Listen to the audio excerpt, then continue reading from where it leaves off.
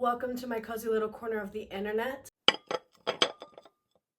and I'm very excited about today's video because today we're going to talk about top 10 books that I read in 2025.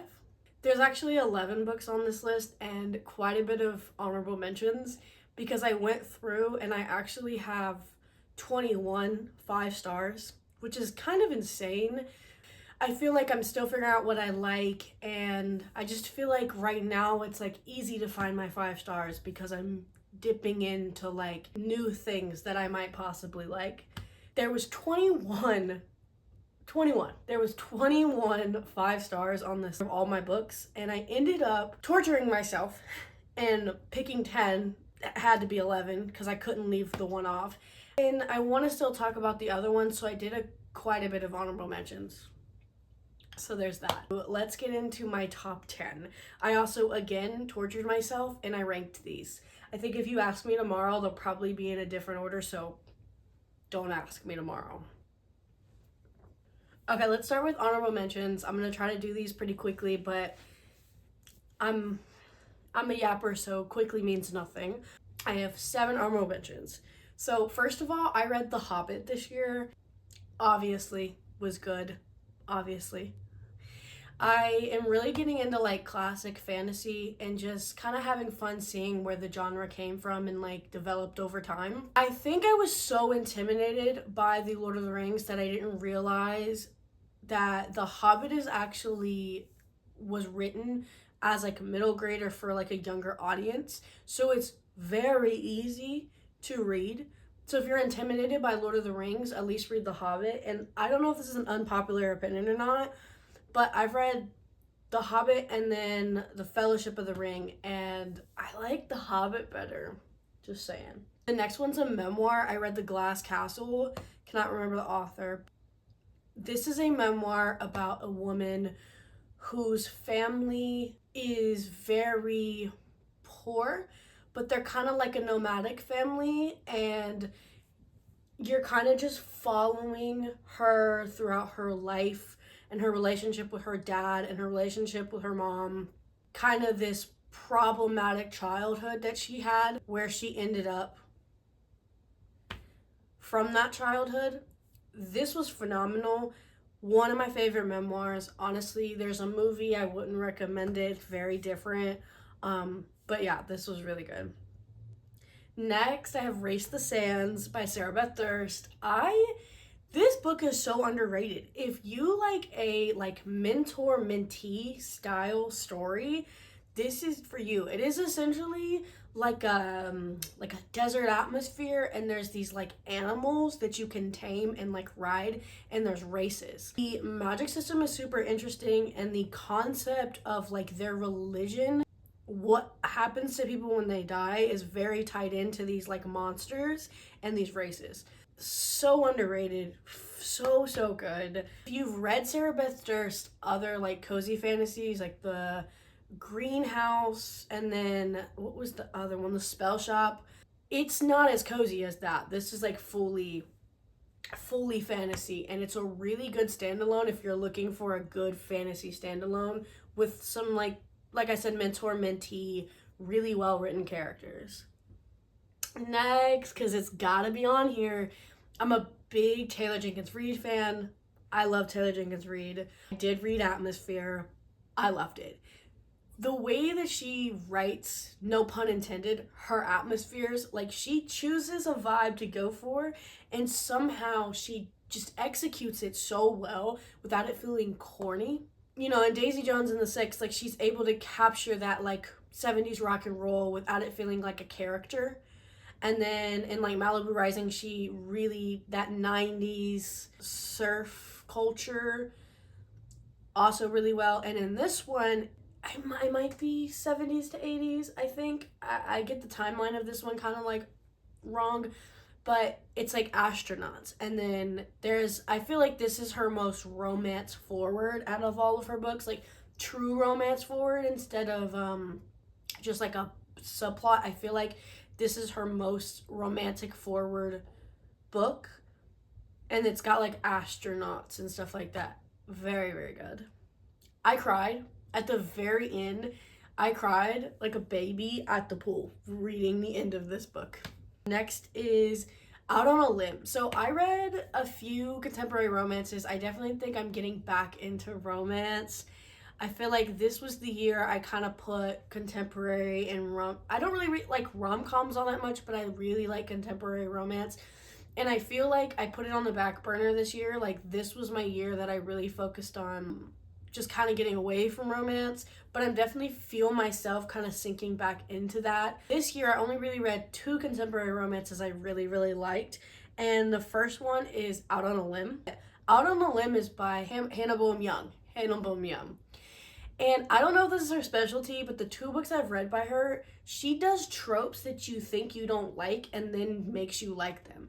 In this one, it is the like accidental pregnancy, which I haven't really ever met anyone who's like, yeah, I love an accidental pregnancy trope.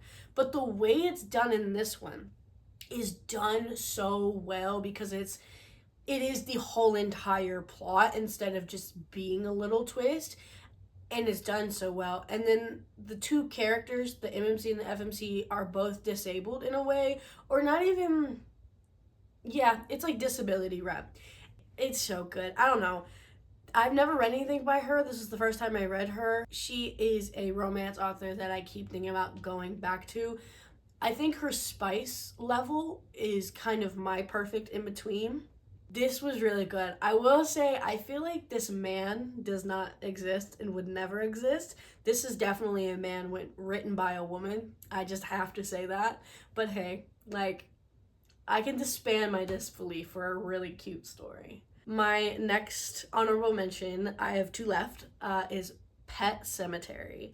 I read a few Stephen Kings, and honestly, I probably could have put all my Stephen King books that I read this year. I think I read 4. I could have put all my Stephen King books on my top 10. Well, maybe not all, but most of them. And I didn't want to do that. So I just chose 1 to go on my top 10. And then I chose 1 to go on my honorable mentions. My honorable mentions, it's Pet Sematary. I love how Stephen King uses horror to write about other things. Like clearly this is about grief, right? Like clearly the monster in the room is grief. Oh man, it's very thought-provoking. It's not a long one. I think his characters are always written well. And I've always been scared to read Stephen King because I hate being scared. I think that horror books are easier for me to read. Like, I don't get as scared. But this book wasn't scary, it was disturbing. And it was disturbing because of what Pet Sematary is about and how close to home for some people it could like be the idea of losing a child. So good, so good. And then my very last one is Kindred by Octavia E. Butler. This is my only Octavia E. Butler that I ever read. I read Kindred in February. I read it in February and I still think about it. I was worried that, like, I didn't know anything about her prose. I didn't know her prose were not simple in a bad way, but like her prose are very punchy. Like the way her books are written is not too flowery. It's very like in your face. I'm gonna be very blunt, but in a way where it's like harsh on purpose. Also disturbing. Also not scary, but disturbing. Very disturbing. But I don't know. This is just a book where I actually kind of hate to be that person, but I think everyone should read this book. It's not an easy read, but it's a phenomenal read. That was all my honorable mentions. Now we can get into the actual torturous part of this list, which was ordering my top 10. Like I said, I actually ended up putting 11 because I just did not want to leave out this book. So technically, in my top 11 is The Mothers. This book is about a choice that is made between 2 people that ricochets a series of events. And it is a lit fic, it is a literary fiction. And it kind of is a ripple effect of events throughout years. This is a book that's set over a span of years, and a choice that she makes that causes this ripple effect, that's very vague. I know. I didn't know very much going into this story, and I, like most books, that's how I'm kind of gonna frame most everything. I don't really like knowing a lot. This is a book that this author has another book that is more well known, which is called The Vanishing Half. And I actually own this book, and I will be reading this book this year. I purposely read her debut first, and then I read The Vanishing Half. And The Vanishing Half is a retelling of a classic called Passing, which is about two Black females, and one passes as white, and one just goes about her life. And it's a retelling of that. And it won a lot of awards. It was talked about a lot, and I really wanted to read her debut and kind of get used to her writing and then go in to The Vanishing Half. And this has, I would say, lower reviews on Goodreads. But for me, I thought this book was phenomenal. It was very thought-provoking. It really talked about some hard-hitting themes that I think get kind of swept under the rug because it was a very simple story. There wasn't like a lot of craziness going on. It was just very much about how one choice you make can affect multiple lives as you go on. There were just so many things about it where I just wanted to annotate, and it's not necessarily her writing as much as it's about her insight. I don't know. That was The Mothers.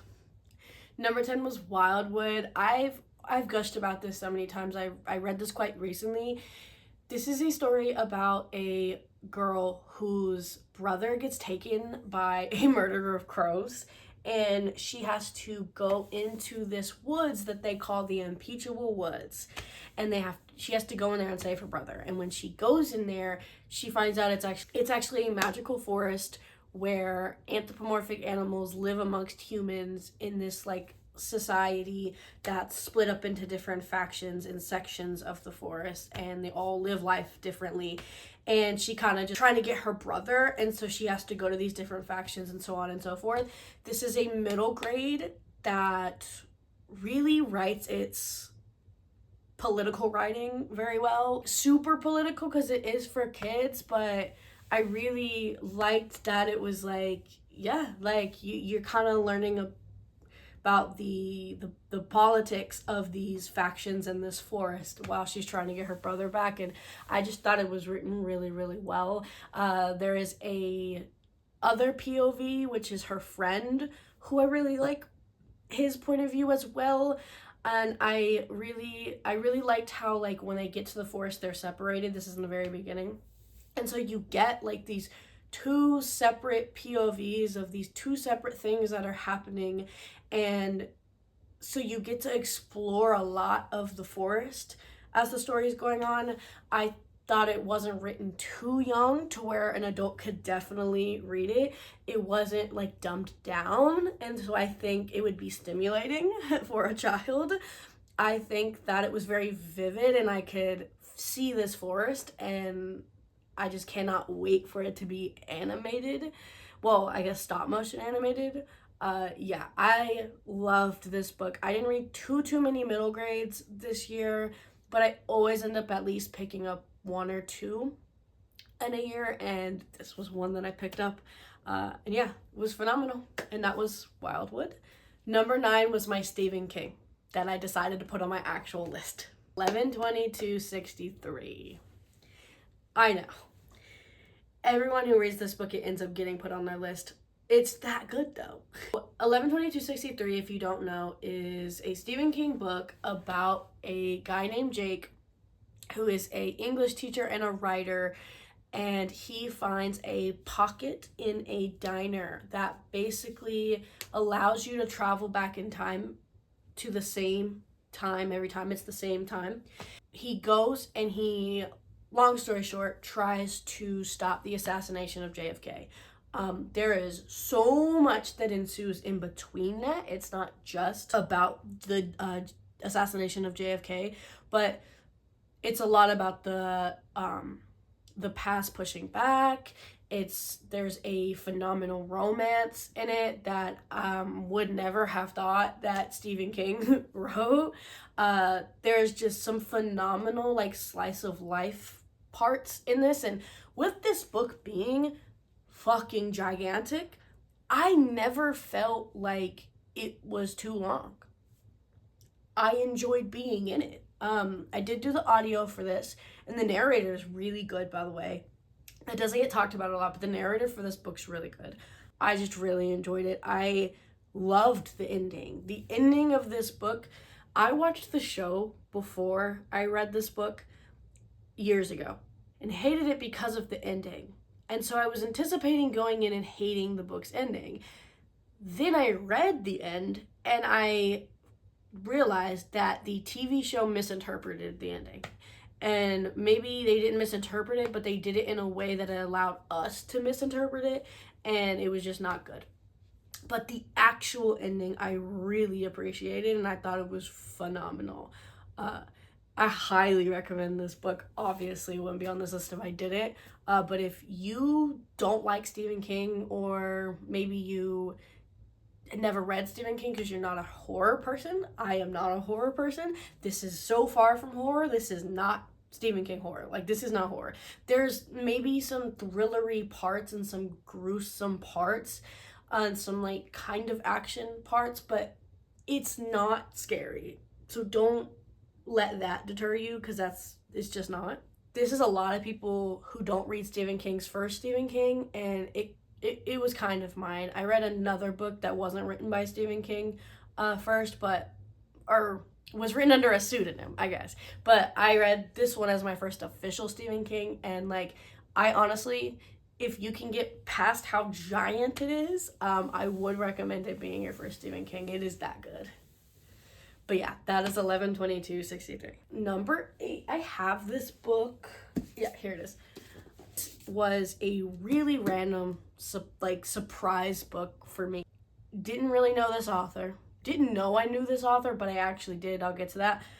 Never heard of this book. The premise just really spoke to me, and that is Small Mercies by Dennis Lehane. If you know, there's a movie called Shutter Island. It's got Leonardo DiCaprio in it. That came from a book by this author. He has a lot of books in his bibliography. I cannot remember for the life of me how I found this, but I either just saw it on Goodreads or it was available or something, and I read the synopsis, and it just really spoke to me, and I was reading a lot of historical fictions. So this is a historical fiction novel that is set on the eve of the desegregation of the bus, school busing in Chicago. Obviously, there was a lot of people who didn't agree with the desegregation, and so it was a lot of turmoil going on in Chicago and unrest that was going around in that time. And on the eve of desegregation, a African-American boy is found dead the next day. But he clearly died that night. And the story is following two people. It is following a detective who has a POV who's trying to find who did that, and then a mother. And this mother is trying to find her daughter, because at the same time that this happened, her daughter went missing. She never came home. And so she's trying to find her daughter, and the detective is trying to find who killed this boy, and their stories intertwine a lot. And they have a lot to do with each other that you might not know yet. So I think the backdrop of this story being that unrest allowed for some really interesting conversation. This mother is white, and she's trying to find her daughter, and you see the kind of conversations she has in her head about the desegregation, and a lot of it, like, I didn't agree with her ideology, obviously, but you're not supposed to. Like, you're supposed to question her while she's questioning her own beliefs. And I just think it allows for some phenomenal conversations and some interesting, like, thought-provoking things, and like I said, not agreeing with her, but you can see her kind of, maybe I shouldn't be thinking that this is okay, and so on and so forth. Also, there's a lot of gang stuff as well, because if I'm not mistaken, she's Irish, and so there's a lot of like Irish mob stuff going on as well, because it's just so tied to the city. I don't know. It was so unexpected. It was really good. And if you like historical fiction, this is a really good one. This was a really good historical fiction that wasn't about war. Well, it was, but not like big war. But yeah, that's Small Mercies. Number 7 is Black Sun by Rebecca Roanhorse. At the time, I was looking for a book that was by a Native American author.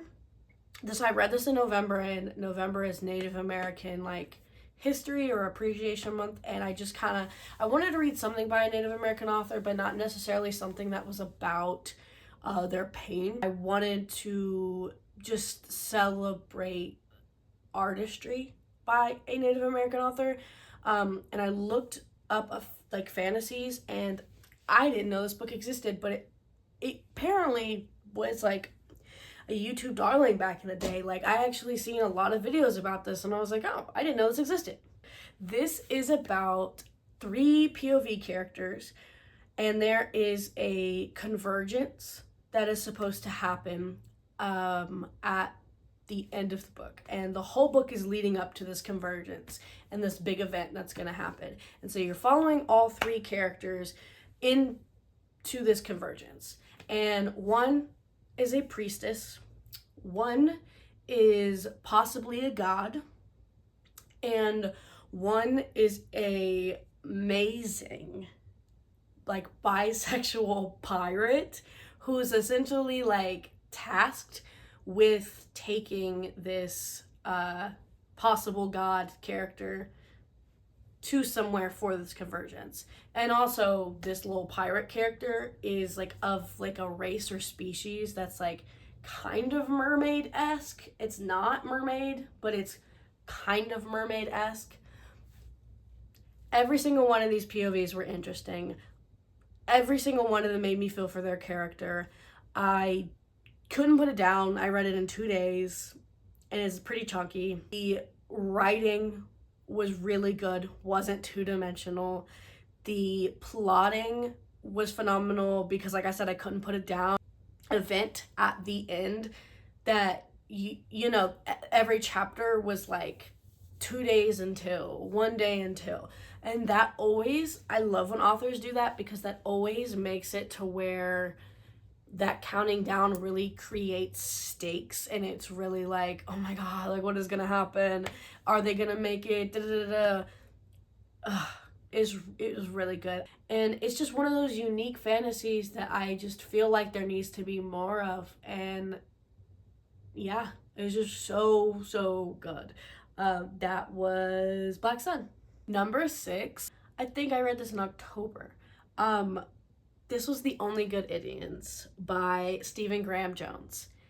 This was my first Stephen Graham Jones. Everyone on the internet, for some reason, discovered, I think it's because it came out this year, Buffalo Hunter by Stephen Graham Jones, and so I think that was a lot of people's introduction into him. He writes horror that I would say leans on the literary side of horror.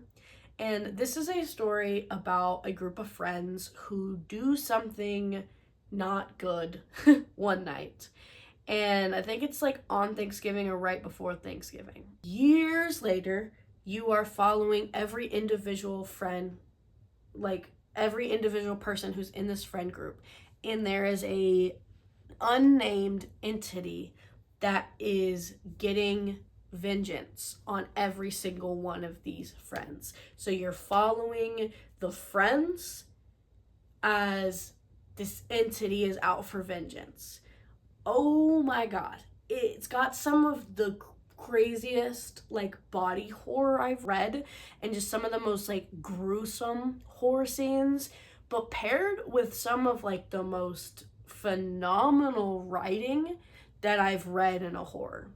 Like, it almost feels like it should just be a film because it's written so well that you can just see everything.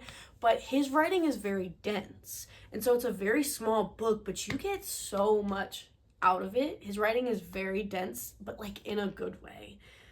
Oh, this is the type of horror I will say, like, I love Stephen King's characters, but I love Stephen Graham Jones, his horror. Like, this book was so good. It was so good.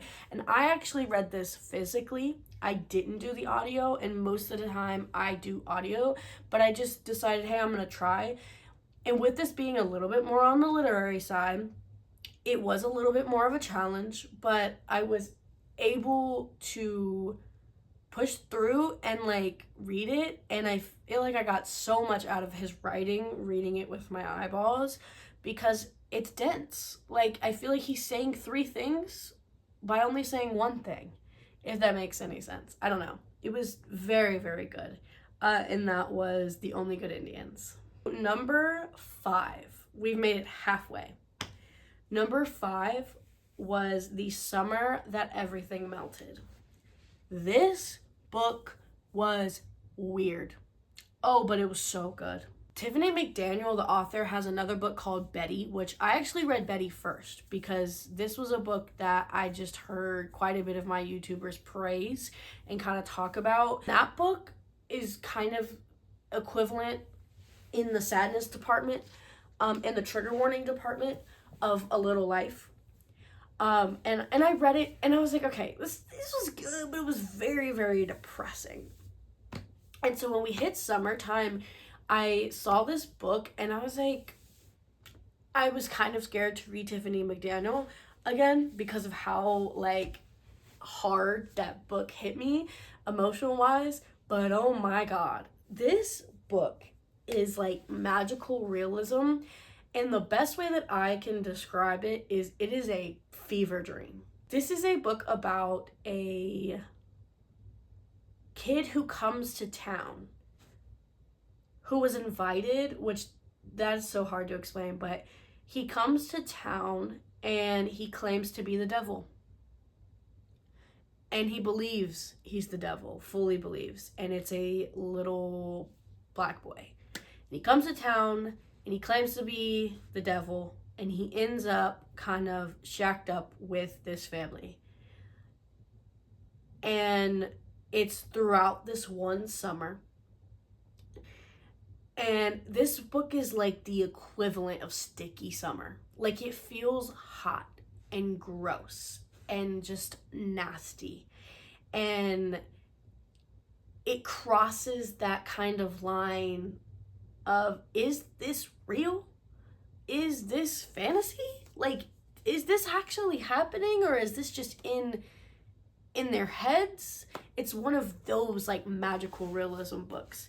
Oh my God, it's crazy. Like the twist at the end, that has to do with a plot point that I don't even want to bring up, because of spoilers, but was just, it boggled my mind. It, man, if you like weird books and you like books where you're kind of like, is this happening? And you're just along for this ride, read it. Tiffany McDaniel has phenomenal lyrical prose as well. She is a little bit more on the purple prose side, but the way she writes this book, like I said, this is sticky, hot, gross summer personified in like the weirdest little box. It's so weird, but it's very, very good. And it does my favorite thing too, where it's from the point of view of a kid. And so how a kid perceives things is going to be a lot different than how like an adult perceives things. And so with the story being from a younger kid's POV, he ends up befriending this boy who claims he's the devil. It's written like it's from a kid, but like not in like a weird way, like where, oh, like it's almost middle grade, not like that, but like just kind of how this kid sees his own life and sees other people's life, you're like, yeah, this is definitely like a kid telling this story, like, because that's not how I would see that at all, but that's how a kid would see that. So in that way, it's like really well done.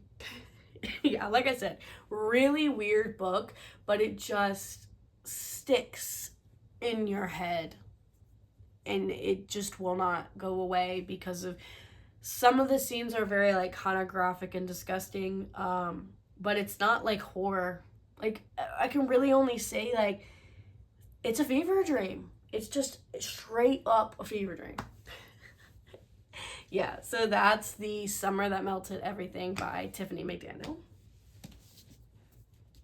If you've seen my favorite books of all time video, I think that was my second video I posted. You'll already know that this will be on the list. This is Under the Whispering Door by TJ Klune. Previously, before this year, I only read House of Cerulean Sea, and that was on my like favorite books of all time. And then I read this one, and it knocked it out, and this is now my like top 10 favorite book of all time. TJ Klune just writes these really heartwarming, sweet stories that have this very interesting like juxtaposition, like talking about something a little bit heavier. I don't think Cerulean Sea does it as well. I think Cerulean Sea feels too sickly sweet. But this one, still very sweet. This is about a man who is like a Scott Calvin type character, like a Scrooge type character, like a very business heavy character who dies in the very beginning. It's about him being taken to this tea shop, this magical tea shop, or a reaper comes and gets him and takes him to this tea shop, and this man who owns it is called a ferryman, and his job is to help him move on and help him accept that he's dead and accept his life choices and move on. And when he gets there, he is kind of just trying to reckon with the fact that he didn't live a very good life. He wasn't a very good person. He didn't really bring joy into people's lives. He was really just not a great person, and he is reckoning with the fact that that is how he chose to live his life. I just think that this one, more than Cerulean Sea, has just a phenomenal, like I said, juxtaposition of like talking about death and grief and multiple kinds of death. So look up trigger warnings, because it's not just Hugo's death and how he died, but it talks about other people who died and how they died.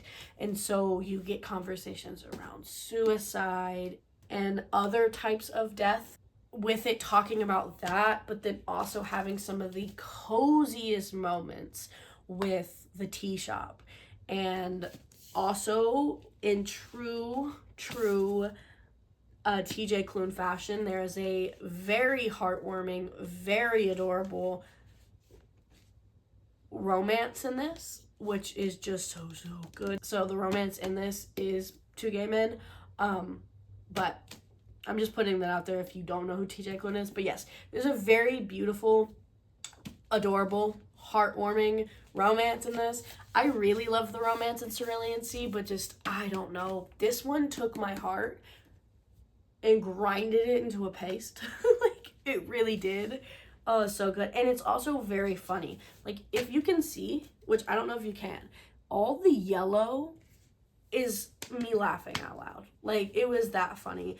He definitely has that cozy fantasy kind of cringy type humor, but it made me laugh, and it was that, I just liked it. So yeah, that was Under the Whispering Door by TJ Klune. Number 3 is Giovanni's Room by James Baldwin. Yeah, if you haven't read this book, read this book. Holy shit. It's so good. There's a reason why everyone and their mom talks about this book.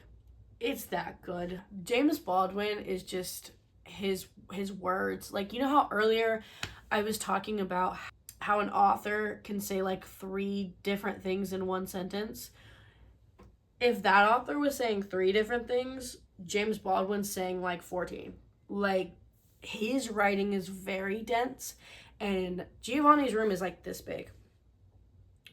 But man, does it feel longer, and not in a bad way, not in like a, oh, like this is like too hard for my brain type of way, but in a, it just hits you very hard because James Baldwin is just that good with a pen. He's got a lot of books that I cannot wait to dive into, but specifically like this one was so good.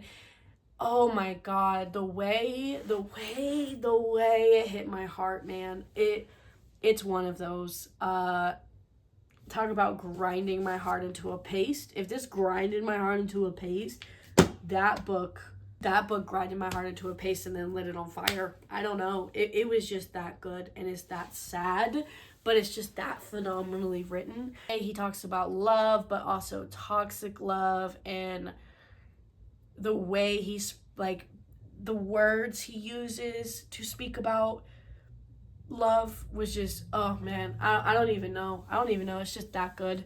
But yeah, that was Giovanni's Room. So top 2, we have There. I feel like I'm gonna say the same thing for like every one of these like top 4. If you haven't read this book, read this book. Oh my god.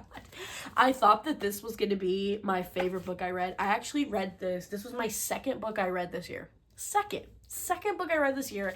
And I was convinced for pretty much the rest of the year that this was going to be my top book of the year. It ends up not being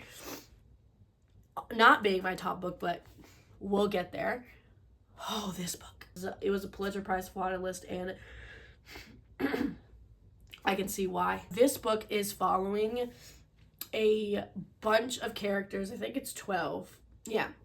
This follows 12 characters from different Native American communities that are all traveling to Oakland for like a big powwow. This whole book is leading up to this powwow. I love books like this, books that are like a bunch of different characters that are leading up to this big crescendo, and you're kind of getting all these different pieces, and it's one of those books where it's like you get to the end and that big event kind of colors all of the POVs that came before it. So the ending is very, very crucial for this story. Oh, this was so good. I loved getting like different perspectives of, they're like all different ages, all different types of people, some richer, some poor. They're all, like I said, they're all Native American though, and it just allows for some really interesting conversation around modern Native American issues, like kind of like the contemporary issues that are happening now. There's a lot of conversation about suicide because there's a big issue within that community with suicide. It just, oh man. He really did justice to all 12 of these POVs. Some have denser storylines. It's not that big of a book. But it just leaves you thinking. Like, this book really does leave an imprint on your brain. There was a before I read this and an after. That goes honestly for both of these. There was a before I read this book and there's an after I read this book, and yeah. It just left such an imprint on my brain. It's so crazy that this was the second book that I picked up of the year because it feels like I read this yesterday. It was just that good. But yeah, that is There by Tommy Orange. This is my baby. This is like literally, I need to reread it again because this is my baby. I love this book with all my heart. There was no doubt in my brain what was going to be number one on this list. Everything else can be interchangeable, but there was not a doubt in my brain that Demon Copperhead, which now that I have a physical, nice hardback copy, I really need to annotate this, which will most likely be happening in 2026, because I don't think I want to go a year without reading about Demon. This is Demon Copperhead by Barbara Kingsolver. This won the Pulitzer Prize in 2022. This book. This is a retelling of Charles Dickens' David Copperfield. This is following a boy named Demon. He lives in like poverty of the like Appalachian South. He lives in a trailer with his mother, and this is like following his life as he is kind of bouncing around the foster system. He's dealing with addiction. He ends up playing football, and he uses that as an outlet, so you get conversations around that. This book does a very, very good job of depicting the Appalachian South. I think the main reason why I love this book so much is because I am a sucker for stories, that follow one character through their entire life. I love it. I am a very character-driven person. I really love character-driven stories, and getting to follow one character throughout their entire life and seeing how their perspective changes as they grow and change and go through things is just one of the most captivating things to me. And this story starts when he's, I don't know how old is he, but it actually kind of technically goes back to him like being a baby. Like she even talks about his conception. Like it's literally from the moment he was born to when he's like way later into his like 30s and 40s, I think. Oh man, it's so good. I love stories also that have the POV of a little kid, and like I said, you can see his perspective and how he sees things in his current state of life, and then when he gets older and like he's a little bit older and his current state of life changes and his perspective changes on things, and then again when he's older they change again. I love that. I think that the way that addiction is written in this was also probably one of my absolute favorite things. Not to say it like that, but I really like reading stuff about addiction, but different forms of addiction, and in this one it's prescription. But this really shows how like easy it can just slip into somebody's life. This also critiques the foster system in a very accurate way as well. And then the other main thing about this book is just, I love Demon. I feel for him so bad. He just goes through some really fucking sucky shit. Like, he really does. He goes through some really shitty things. And, like, he feels so real. Like, I feel like I'm reading a memoir. Like, I feel like he exists, and that's a testament to Barbara Kingsolver's writing for sure. Man, if you have not read this book, please read this book. I think if you are like a literary fiction kind of person, I think this is an easier sell. But you get everything. You get romance, you get friendships, you get addiction, he's an artist, he likes to draw. Like, I just love Demon with all my soul, and I just want everyone and their mom to read this book and also love Demon. So that is why this was my number one book I read in 2025. Demon Copperhead. Man. So yes, that was my top 11 with some honorable mentions of my favorite books I've read this year. My next video is going to be my disappointments, so there's that to look forward to. But yeah, that's my top 11 books of 2025. Subscribe, leave me a comment of what your top 25 top books in 2025 was. If you made it this far, leave me an emoji of a football, because Demon likes football. I'll see you next time with my disappointments, and yeah, thanks, bye.